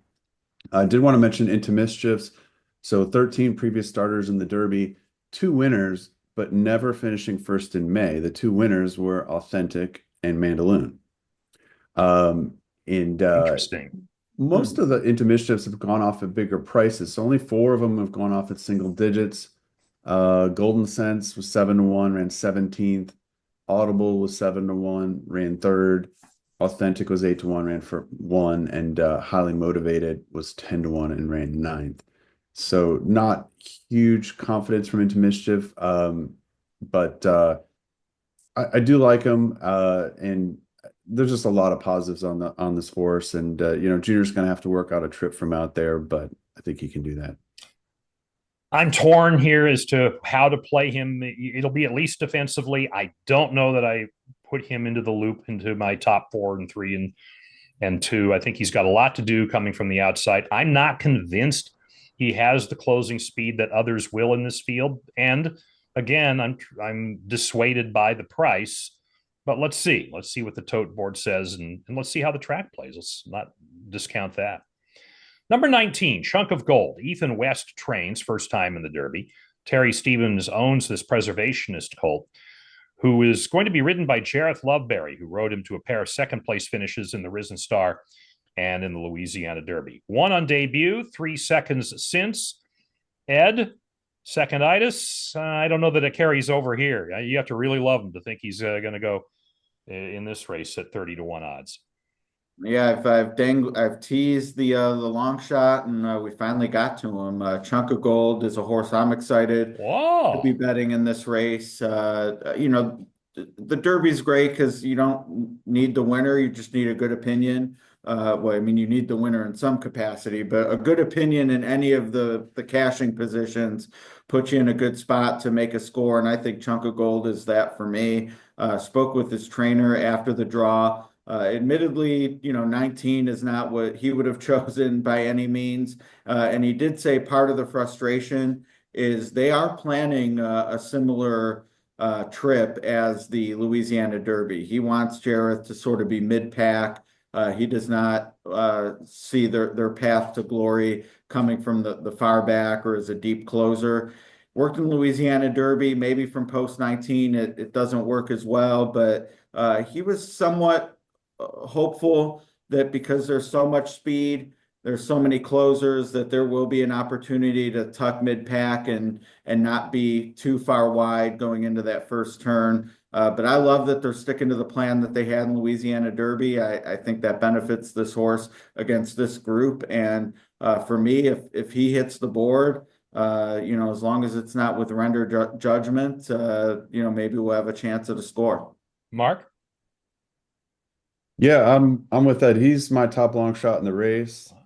Um, he was against the flow in both of his last two races. So in the Risen Star, nobody other than Chunk of Gold made up ground. He was eighth by 7, finished in second. The other horses pretty much went, 1, 2, 3, 4 all around the track. And then in the Louisiana Derby, he started out fifth by 3, fifth by 2, in a very fast heat. He was in kind of the trailing part of that first pack. Tistastic closed from way back, as well as the third place horse in there, Instant Replay. So been against the race flow both times. We've seen long shots come to the Derby and hit the board out of the Louisiana Derby many times. It's now in a mile 3/16 race, so there's less questions about distance. I agree the outside post is questionable. They're going to have to take a shot and hope they play their cards right. But I mean the price is going to be phenomenal. This is just a super game horse, and I think Ethan West is a capable trainer, and this is a great play odds wise. Johnny?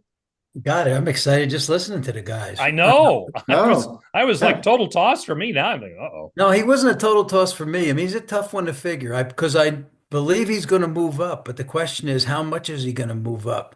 The distance isn't ideal, and the post isn't ideal, but it's not. The distance isn't ideal for any horse here.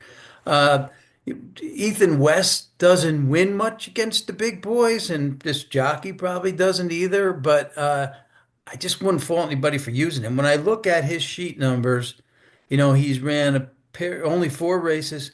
He's ran a pair of 15s and then a pair of 12s, which tells you he's moving up. Now, is he moving up to a 10 or is he moving up to a 7 or an 8? Because if he's moving up to a 7 or an 8, he could be a contender, in the mix like these guys say. So just listening to him, you'll learn when you do a podcast like this and you're listening to other opinions, you use those opinions. And I hope everybody out there that is listening uses them, because I will now also. Yeah, Mark's whole against the flow thing has got me looking more than just at the ground lost in lengths in the closing sections of the last two races. So I'm going back. I'm going back and looking again. Sometimes you got to not be stubborn and you got to listen. Why we do the pod. That's why. Yeah. That's what they tell me. That's the hardcore part of it. Yeah. And jockey Jareth Loveberry has had one Derby mount, finished second. Two fills 2 years ago. Yep, absolutely. Number 20, Owen Almighty. There's a little bit of karma here. Brian Lynch is the trainer. Javier Castellano will get the ride. Finished 6th in the Bluegrass. Tied for last, actually, in that race. Won the Tampa Bay Derby before that. Brian did not want to bring this horse into this race. Took him out of consideration. Flying Dutchman, the Bursma family said, no, let's go. Reluctantly, he's in. So the karma is, you wanted to go that bad? You drew 20. And with that, we're looking at a horse at 30-1. Johnny? Definitely not interested. Distance too far, not fast enough. There's already too much speed in the race. The competition's too stiff. The post isn't good. The owners were, like you said, we're going to pass and try to pat day or something shorter, and that's probably what they should have stuck with. So, I don't like this horse at all. Yeah, Ed? Yeah, I mean, I hate to poke fun because I wish I could be in the same position they were in, but I saw the ownership group's reaction when they drew the 20 and they were disappointed, and I just kind of thought to myself, oh, they think they have a shot if they were in the 10 hole. I mean, this horse is there for the experience. Again, I don't begrudge it. I would absolutely 100% do the same thing with any horse that was remotely at this one's talent level. But from a wagering perspective, I just can't be interested at all. Mark? I just got to ask, what are the Ed's fair odds on Owen Almighty? He's 200 too. I felt like I couldn't do more than 200. Okay. But if he had drawn the 10 hole, what would he be? 190. Wow. So you're saying there's a chance? There's always a chance.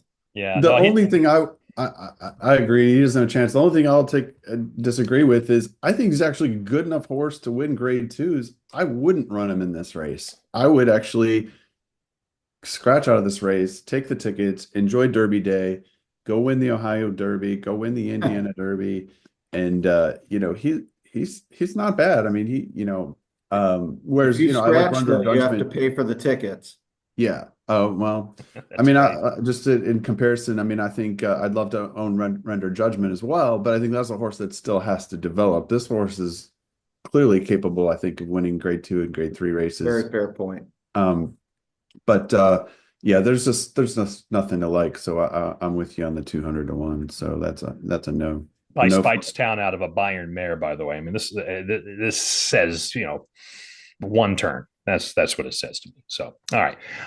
Let's not overlook the also eligible, because every time we do this pod, something happens to one of the main 20, and the also eligible draws in. Rich strike. All right. 21 is Baeza. John Sheriff's trains. Flavian Pratt has first preference here, so he would hop off Neoecos and go to this horse if he draws in. Second in the Santa Anita Derby, because the race was devalued for the small field. That's the only reason Baeza is not in the main field at this point. Has a win in a maiden race on third asking at Santa Anita. And if he does draw in, at least on the morning line, he is 12 to 1. Mark? I like this horse a lot. You know, I'm really hoping he draws in. I think he belongs in the field. And you get Pratt if he draws in, who's done so well. Just I was teasing the Pratt stat here. So Pratt has had 7 Derby mounts. Odds wise, they averaged 8.7 in terms of odds rank, and his finishes were averaged 3.7. He's only finished worse than fourth on 7 mounts one time. That was Solomini at 63 to 1. He finished 10th, but he had the favorite Angel of Empire, ran third. Catching Freedom was the fourth choice. He ran fourth. Country House, 18th choice. He was first by DQ. Hot Rod Charlie was the third choice. He ran second. Battle of Midway was the 15th choice. He ran third. And Zandon was the third choice. He ran third. So he's been rather amazing. Obviously, you get the breeding here. McKinsey's done well with a brand new sire with Dirt Routers, Puka. So you've got a half to Mage and Dornock, Ed's favorite horse. And we know John Sheriffs knows how to win big races. So just a lot of positives here. He would get the 20 post if he draws in, but he could stay clear of others. I guess the biggest question for me would be, how close does he need to be to the pace? If there's a lot of pace, I'd love to see him a little bit further back, maybe 6 lengths off the lead or something like that. And one of the things I've kind of come back to the last couple of years too is not that you want to handicap by some transitive property or whatever, but like when Justify won, Instilled Regard, who had run behind him in the Santa Anita Derby and wasn't even competitive, he was 88 to 1 and he ran fourth, and I ended up cashing a superfecta for 19,000 with 3 favorites and an 88 to 1. And when take another example with Forte and Mage running together in the Florida races, Forte goes out, who was the favorite, and Mage wins. And then last year we had Muth, who would have been one of the favorites in the Derby. He doesn't run. Mystic Dan comes out of the same race. He wins. So that's a long way of saying if journalism wins this race, and most people, we've kind of said, I think Ed and I for sure, that he's the most likely winner of the race. If Baeza comes in, you got to have Baeza under journalism. There's no way I'm not going to do that. And then with Derby and Trouble and all that, I think this is a horse that could win. Johnny? This horse is really good. He reminds me, him and Grande are a lot alike, except this horse has a little bit better base. When you come back, when you look at to start the year on January 4th in the maiden special weight, he ran second to Rodriguez. Then he comes back with a win to break his maiden, and then he goes right to the Santa Anita Derby and runs a tremendous race. Um, this horse is, I don't know if he makes this field or not. If he gets in, it's impossible not to use him, but you're going to hear a lot of good things from this horse down the road. Ed? Yeah, I mean everything they said. The only other thing I would add is uh, knowing some players out in Western California, Southern California, what they said about Sheriffs being willing to send this horse to a race like the Santa Anita Derby with his seasoning, really spoke volumes to the thought of the talent they had. And then even not sure they'd get in, full system, full speed ahead. They're at Churchill Downs, training as if they're going to run in the race. Again, very similar to Rich Strike, obviously difference in odds, but this isn't an 11th hour. Oh, we want to go to the Derby. Let's see if we get in. They want to be in this race, and hopefully they are, because he would be a major player if so. Yeah, I will include him if he's in the race. He's by McKenzie out of Puka, who is a terrific dam. Puka's by Big Brown, who won the Derby from post 20. Just throwing that in. Nice. Let's get to some final thoughts about the Derby. Let's also touch on the Kentucky Oaks on Friday. We'll do that coming up after Ed tells you about what you might find at picks.horseracing.nation.com. Well, I talked a lot about the Derby runners, and Super Screener, a great resource for that, and all stakes every weekend throughout the year. But before they get to the Derby, they got to make their first career start, and Horse Racing Nation has a great product for first-time starters. The first timer power report really gives you the dope on debut runners and how they fit with that particular race. The rating is specifically crafted, based on the competition, the condition book for that race, and it's a powerful tool. And I do have a statistic this year: the 5-star horses, 31% win rate, 146% ROI. So flat betting a 5-star horse in 2025, you would have more than doubled your money. Just incredible to have that at your fingertips. And all you have to do to have it at your fingertips is go to picks.horseracing.nation.com. Look for first-time power ratings. It jumps right off the page at you when you find it. And hopefully the winners do too. Ed described the process. How you get there is go to picks, P-I-C-K-S, picks.horseracing.nation.com.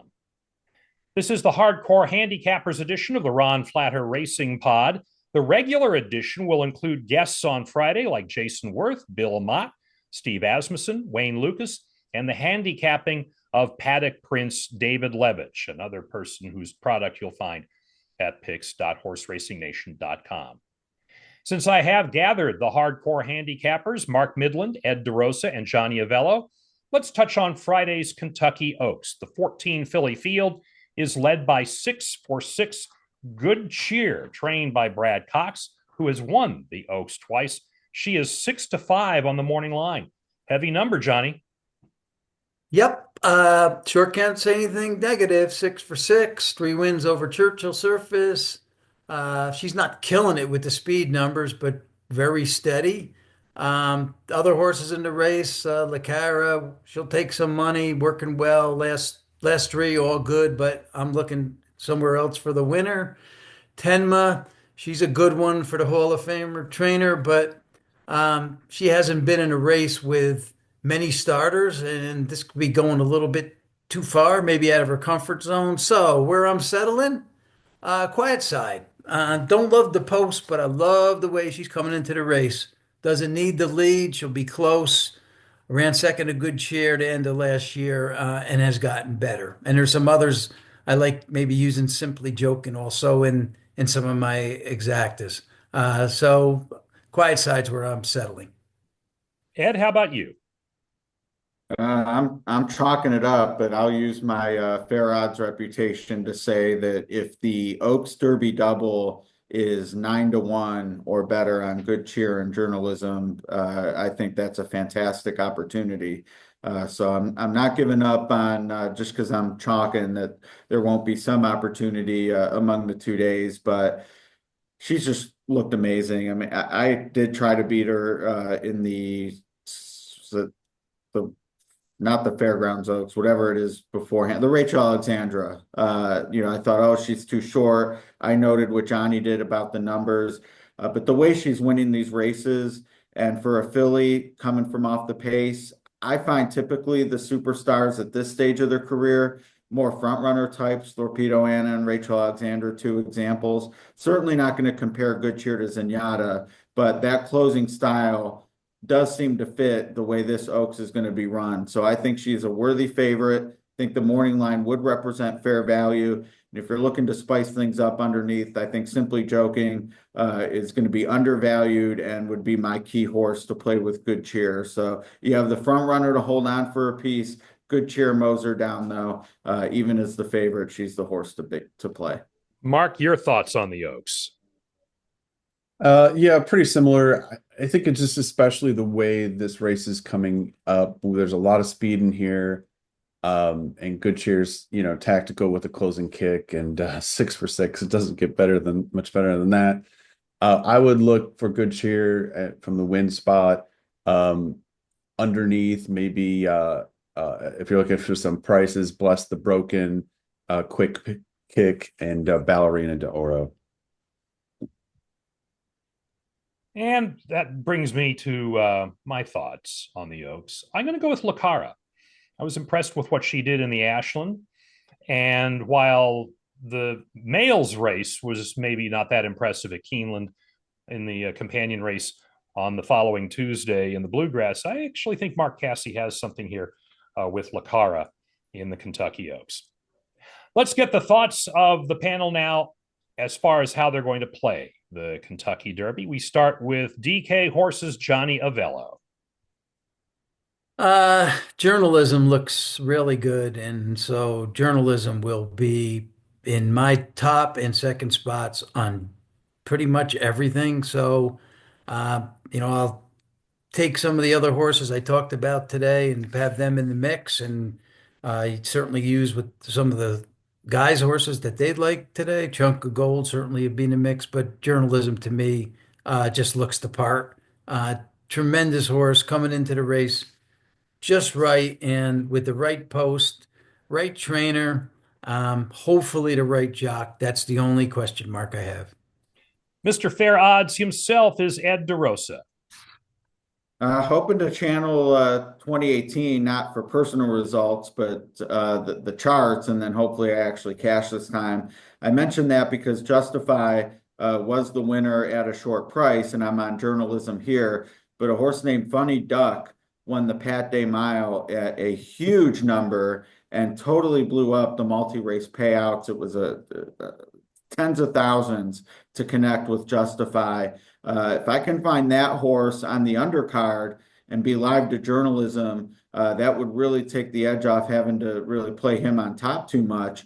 And then I could really zero in on trying to hit the try or the super with Chunk of Gold in the mix as well. But I do think journalism is the most likely winner. After him, I could make a case for too many horses where I feel like I have a strong opinion in that second tier. So wagering wise, it's heavy single with journalism if I can find the right long shots earlier. And then in the Derby itself, I'm hoping Chunk of Gold is the right long shot to use with journalism. The big man on campus at Horse Racing Nation, he's Mark Midland. So looking at this race, and as we talk it through, kind of put it all together, I guess I would have to say that I just feel like this race is top heavy. And by that, I mean, I come back to my top three. Now, for me, Baeza is a top three horse, so I'm either at top four or I'm going to bump somebody. But I'm looking at journalism, sovereignty, Luxor Cafe, and Baeza, and I probably are going to really focus on those two only in first and second. And the only other horse I'll use in second would be Chunk of Gold as my long shot, just touch a little bit in second. And like I said, maybe East Avenue just as some speed defensively to hold on. But in one of the ways I'll play it is taking those top three or four in first and second, play Chunk of Gold in third, and then you can start spreading with some of those other long shots that are the maybes, the Sandmans, and some of those to try to get what would be a huge superfecta. If you want to play it cheaper, you could take Chunk of Gold in third in the trifecta. So for me, I would go 4x4x1. So it's only $12 for a dollar trifecta. And then maybe split with some friends, put Chunk of Gold in fourth in the superfecta. That's going to cost a lot more. But if you go 4x4 by say 9 or 10 horses in third and then one in fourth, you're looking at just gigantic payoffs if you could get Chunk of Gold in the try or the super. As I'm battling a hedge trimmer right outside here, I've been trying to mute while you guys are talking, so it doesn't drown you out. Well, I could go down there and have them maybe shave down my horizontal plays because I could end up spreading like crazy here. But I'm going to key with Rodriguez. I like East Avenue and I like Luxor Cafe. Not necessarily in that order. Well, maybe Rodriguez in his order, but East Avenue. $500 exacta there. Yeah, if it shows up that way, right? Absolutely. So that's how I'm looking at it. Although I'm going to go back and listen to what we just heard, especially with Chunk of Gold. I want to know what was I missing there, and I'll be happy to listen again. So you know where to hit the rewind. My thanks again to Johnny Avello, Ed DeRosa, and to Mark Midland. Gentlemen, good luck to you all, and good luck to us all. A reminder, the regular Friday episode of the Ron Flatter Racing Pod posting as always. And if you're listening to this pod, want to know about, where can I see it? Go to YouTube. As of Monday, it will post there. And if you're on YouTube and you don't want to be driving while watching, you can listen to it where you find podcasts. So until the next time when we gather, I'm Ron Flatter. I don't know what we are fighting for, but I know that they don't want us here.